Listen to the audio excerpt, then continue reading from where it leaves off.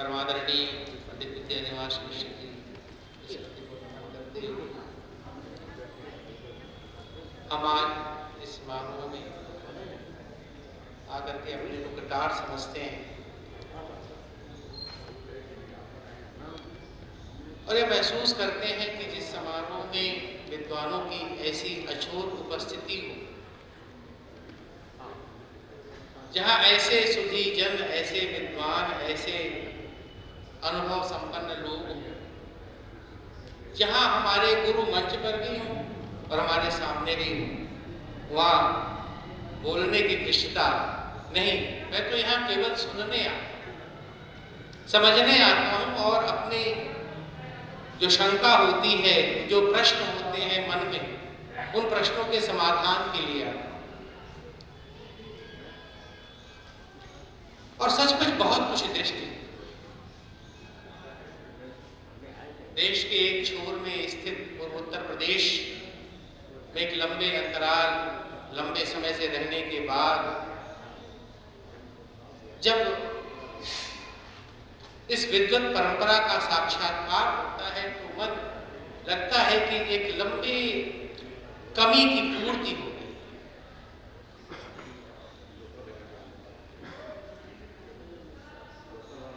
उस कमी की पूर्ति के लिए आता हूं।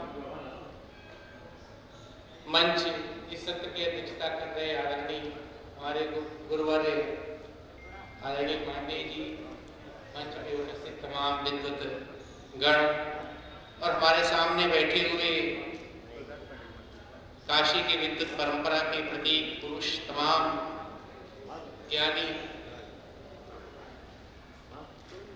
परम प्रिय दादा, जिनका आदेश अंतिम आदेश, सबको प्रणाम मैं करता हूं। एक बात और उल्लेख मैं करना चाहता हूं कि आज आदरणीय अरुणेश निरंज की उपस्थिति बड़ी खल गई। जिस आत्मीयता से वे स्वागत करते थे, मन बड़ा खाली खाली सा लग रहा है। बहरहाल लोक की चर्चा हो रही है और लोक को लेकर तमाम बातें हो रही हैं। लोक की यह आख्या अगर मैं काशी से शुरू करूं तो सबसे पहले जो जिस पर ध्यान जाता है वह यह कि काशी वह नहीं है जो दिखाई देती है, जो स्थूल रूप है वह मूल नहीं है, और जो काशी को उसके स्थूल रूप में ढूंढते हैं वो शायद उनके लिए काशी गाय, गोबर और गंदगी का ही पर्याय बने। जो गली चौभानी में काशी ढूंढते हैं, काशी प्रकाश है, रोशनी, वो ऊर्जा है। मैं इस ब्याज से कहना चाहता हूं कि जो लोक है वह लोक, आदरणीय पंडित जी का जो लोक है वह इतना सीधा साधा लोक नहीं है कि उसकी व्याख्या स्थूल रूप में ही की जा सके। लोक में बहुत कुछ शामिल है। जैसे चिड़िया की उड़ान में शामिल होता है आकाश, जैसे हर ध्वनि में निनादित है संगीत, जैसे हर स्पंद में प्राण, सृजन, निर्माण विद्यमान है। जो है तो हम हैं, सृष्टि है, जीवन है। लोक वही स्थूल तत्व है जो परम का व्यंजक है, स्थूल तत्व है लोक। परिस्पंद का धारक है वह। चेतना, विश्व चेतना की लौकिक अभिव्यक्ति की तरह है लोक। इसकी जांच मिश्र जी नहीं करते, क्योंकि जब संदेह ही नहीं है तो जांच कैसे? दर्शन करते। विश्वास और आस्था का परम दर्शन, लोक के प्रत्येक निक्षेप में परम प्राण का दर्शन, जिसे शास्त्र बताते हैं, लक्षण बताते हैं। दर्शन तो लोक में होता है, इसलिए लोक विस्मित नहीं करता, परिचय करता। इसलिए वह परिचय घर बार का परिचय, परिवार का, उसी की बदकही करते हैं मिश्र जी। आत्मीयता का यह स्वर चिर परिचित होने का प्रमाण है। इसलिए मिश्र जी बार बार दोहराते हैं, लोग को परम तत्व के रूप में जैसे पत्थर में राम, लोक में जो तत्व है वह उसी तरह जैसे पत्थर में राम, पिंड में ब्रह्मांड, स्थूल में सूक्ष्म। लोकोषणा वास्तव में लोक की सूक्ष्मता है। इसकी संवेदना, लोक की संवेदना ही आत्मीयता धारण करके लोक वृत्त का निर्माण करती है। परंपरा नित्य नूतनता है, परिवर्तनशीलता है, विकसनशील प्रवृत्ति है। वह स्थगित मूल्य नहीं, नित्य नूतन है। क्षणे क्षणे नवता मुपैति, वही परंपरा। लोक में परंपरा का यही रस है। ध्वनिकार आनंदवर्धन ने जिसे प्रतीयमान कहा है, वास्तव में वह स्थूल के निषेध और सूक्ष्म की प्रतिष्ठा का चिन्ह। प्रत्येक स्थूल में सूक्ष्म जिस प्रकार शामिल है, उसे ही आनंदवर्धन अलौकिक अव्यक्त सत्ता का प्रतिरूप मानते हैं। जो नहीं कहा गया है उसका संकेत करते हैं। इसीलिए वे शब्दार्थों सहितों के स्थान पर व्यंग्यार्थ पर बल देते। विद्यानिवास मिश्र का लोक प्रतीयमान का दर्शन है, उस अलौकिक परम तत्व का संकेतक है, जिसका दर्शन प्रत्येक वस्तु में वे करते हैं। इस संदर्भ में उनका निबंध पार्थिव दर्शन बहुत प्रासंगिक है। मिश्र जी लोक के प्रतीयमान के गायक,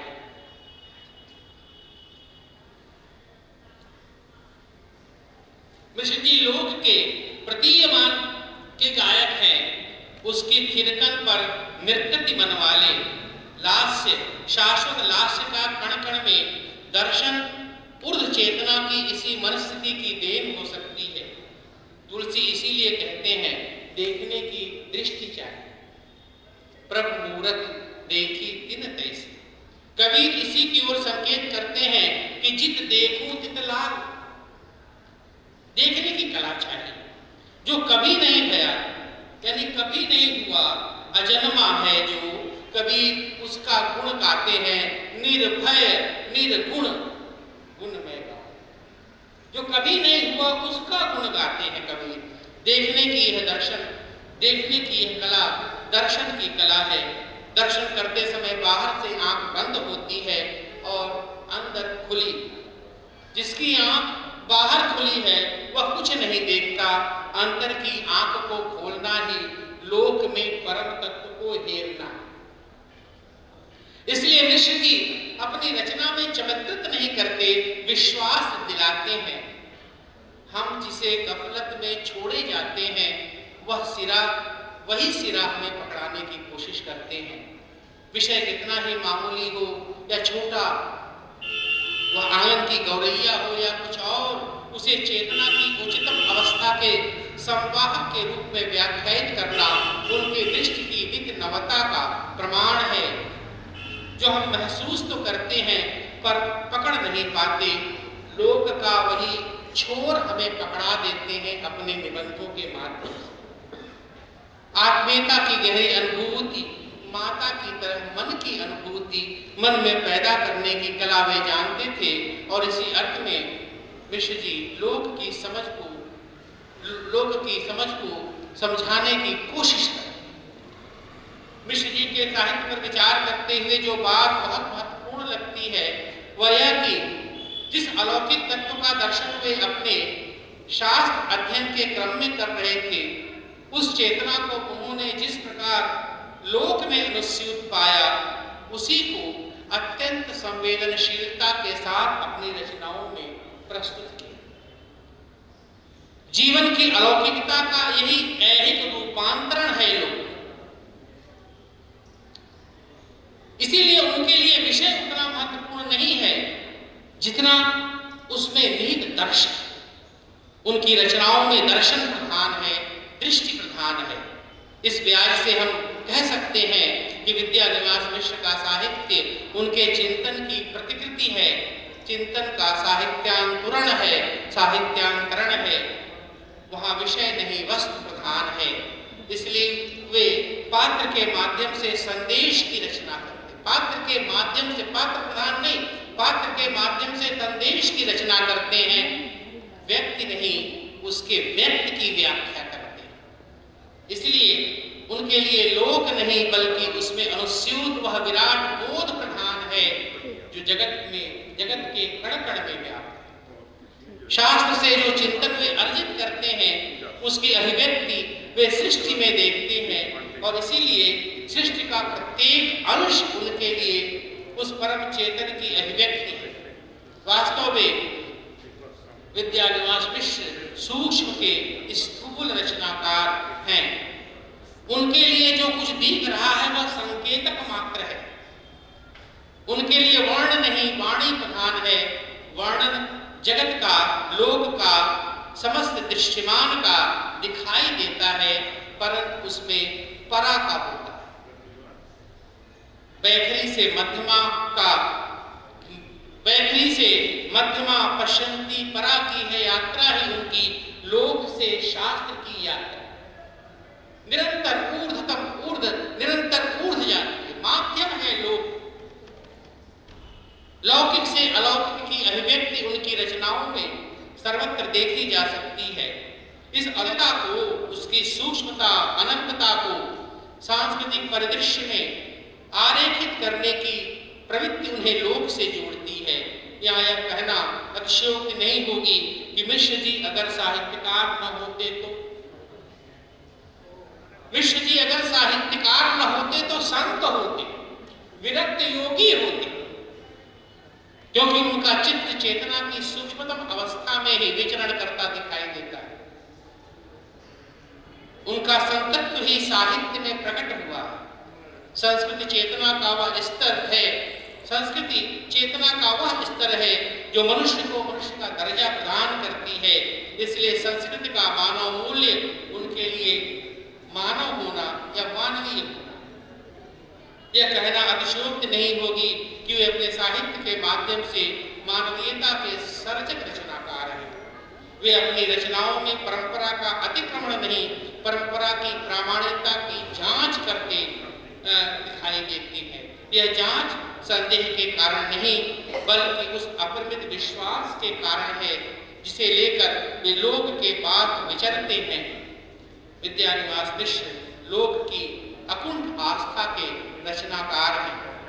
दर्शन को ज्ञान की सीमा से मुक्त करके लोक बना देना उनके साहित्य का उद्देश्य है और इसका सबसे बड़ा संसाधन है लालित तत्व।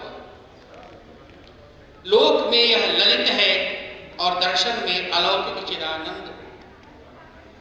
इसलिए एक ओर चिदानंद स्वरूप परम ऐश्वर्य युक्त कृष्ण है तो दूसरी ओर लोक तत्वानुरंजक मर्यादा पुरुषोत्तम राम, दोनों साथ साथ चले। अभी चर्चा हो रही थी कि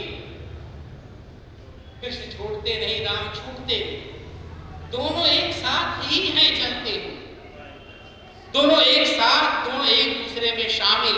वे अपनी रचनाओं में दर्शन विचार को तरलीकृत कर उसे जीवन का रूप दे देते हैं। वे जीवन के बहाव में दर्शन की लहर देखने वाले घन परिवार के रचनाकार हैं। वे बातचीत के सर्जक हैं।